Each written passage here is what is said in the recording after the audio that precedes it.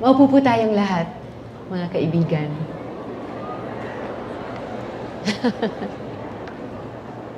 Buenos dias a todos. Sa mga administrators, teachers, non-teaching personnel, fellow parents, relatives, at higit sa lahat, sa mga totoong bida ng araw na ito, ang Batch 2025 ng Western Mindanao State University. Congratulations sa inyong lahat. Woo! Sabihin nyo nga sa katabi nyo, I'm so proud of you. Oh, right. Mas malakas pa. Ayan, dinig na dinig talaga. Congratulations, graduates. Bago ako magpatuloy, hayaan niyo munang pasalamatan ko sina University President Dr. Maria Carla A. Ocho Torrena, ang ating Board of Regents sa pamumuno nina Honorable Ethel Agnes P. Valenzuela, Commissioner, CHED Chair Designate, Honorable Alan Peter S. Cayetano, Chair, Senate Committee on Higher Technical and Vocational Education, Honorable Mark O. Go, Chair, House Committee on Higher Education, Felicidad R. Guerrero, Officer in Charge, Regional Director, NEDA 9, Honorable Martin A. Wee, Regional Director, DOST 9, Honorable Inocente P. Locson, Private Sector Representative, Honorable Jose P. Lobregat, Private Sector Representative, Honorable Florencio M. Leong Jr., President, WIMSU United General Alumni Association, Incorporated, Honorable Adrian P. Semorlan, Faculty Regent, Honorable Ahmad G. Mundok, Student Regent, at ang ating pong Vice President, mga dekano ng mga kolehyo, mga direktor, at mga section chiefs. Everyone, what a powerful moment this is, right? Feel na feel nyo galing. Ang tawag natin sa araw na ito, pagtatapos.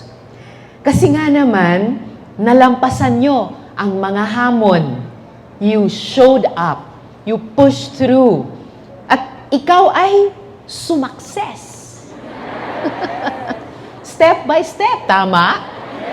Yes.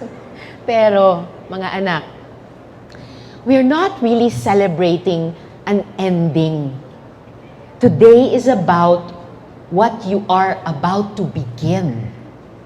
Today is the first step into who you are becoming. Kung ano man at sino man ang pinapangarap nyo in 10 years' time, ito ang simula ngayon. And take note, your graduation also comes just as the country too is turning the page. I hope you take this as a sign that you, dear graduates, are a big part of the beginning of this new chapter of our country. This school year, you didn't just complete your programs. You lived through the rigors of your academics, navigated the after effects of the pandemic, and stayed strong amid the rising cost of living that is affecting us all. Grabe ang mahal ng bilihin, di ba, dear parents? Ayan, yung mga parents din tumutugon. So tama po yun, ano po? Mahal, ano? Mahal lahat. At habang nakatingin naman ako sa mga sobrang Latina at sobrang Latino na mga graduating students, naalala ko rin ang sarili kong mga karanasan noong kaedaran nyo pa ako. As my batchmates know, I relied on a financial scholarship to finish my studies at the Ateneo. So, when I had the chance in college, I took up projects and audition, including for my first hosting gig to help augment my allowance. Yes, masasabi kong naging working student ako. But beyond the academics, I also began a journey I had never planned, but one that changed my life. In fact, ang kinuha ko pong kurso noon ay hindi journalism, kundi AB Social Sciences. After my graduation, nasubukan ko ring mag-audition sa GMA. Yes po, dati akong kapuso news anchor. At nakita ko ang mga haligi ng industriya tulad ni na Mike Enriquez at Nel Tiangco. Batchmates ko rin, sina Vicky Morales at Marga Ortigas. Those years in the newsroom sharpened not just my voice, but my values. Then, after a series of happy accidents, kalaunan, naging lingkod bayan ako sa House of Representatives kasama ang Akbayan. At ngayon naman, sa Senado. I say all this because as you step into this new chapter, could I ask you to promise me that you will keep showing up? Even when it's hard? Yes. Alright, promise yun ha? Wow, galing, galing, galing. Pero parang konti ko pa lang ang narinig dito sa harapan. Promise ba? Yes. Alright. I'm so glad to hear that. Because today, we live in a world where truth is often under attack. And I want to ask you if you will keep showing up for your dreams. Will you?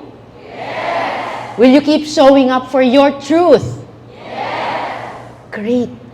Because in this world, nariyan ang fake news, disinformation, and online manipulation.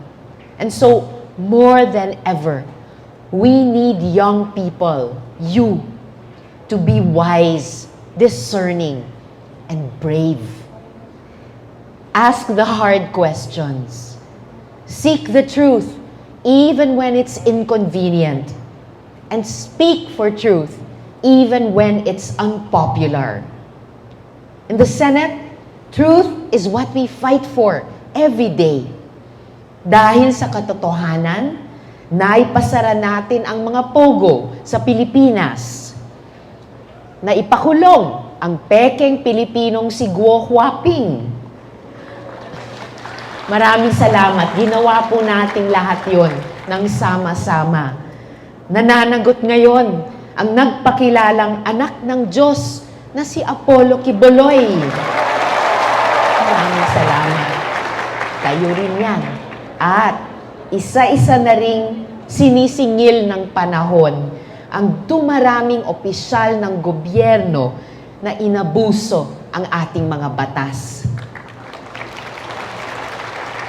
Salamat. We've also been working on reforms that we hope will address the most pressing concerns of the youth, not just as future leaders, but as young people living in the now. One of them is the amendments to the Safe Spaces Act, or Bawal Bastos Law, mentioned by President Ocho Torrena. It includes stronger protections against gender-based harassment, especially for young students like you. We're also pushing for the Magna Carta of Young Farmers, which aims to strengthen the rights and provide real benefits to the next generation of agricultural workers. Mga anak, we push these reforms because we believe in you. You are not just the future, you are the now. We already see you, your energy, your ideas, your courage, they matter now. Rest and prioritize your mental health when you must. Pero kapag tinawag kayo ng ating bayan, nawa ay tumindig kayo. So, be brave. Celebrate this day. Deserve nyo naman eh. But tomorrow, I hope you rise with new beginnings in your heart and fire in your soul.